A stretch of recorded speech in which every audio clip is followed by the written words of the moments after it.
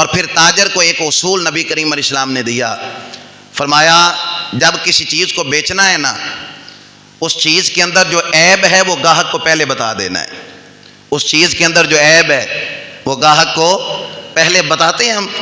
ہم تو پردہ ڈالنے کی کوشش کرتے ہیں نا کہ کسی طریقے سے بس نکل جائے۔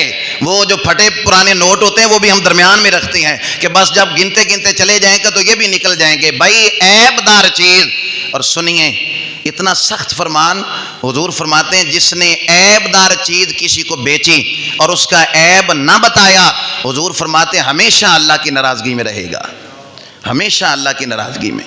تھوڑا سا ذرا نقصان ہو جائے گا نا، چلو 4 پیسے کم ہو جائیں گے، لیکن ہوں گے تو دیانت والے نا، ہوں گے تو صفائی والے نا۔ وہ 1 روپیہ جو اس کے بدلے میں تمہیں گھاٹا ہو گیا، نقصان ہو گیا، اور جب حضور فرما رہے ہیں عیب دار چیز نہ دینا، اچھا دنیا راضی کر لی، 4 پیسے اکٹھے کر لی اور اللہ کو ناراض کر لیا، اے نفع والا سودا کیتا جے، یہ نفع والا آپ نے کاروبار کیا، جب اللہ کو ناراض کر لیا، اللہ کو ناراض کر لیا، پھر اس رزق میں برکت کہاں سے آئے گی؟ چیز میں عیب ہے۔ اگر کوئی جانور آپ بیچ رہے ہیں تو بتائیں اس کے اندر یہ والا نقصان ہے۔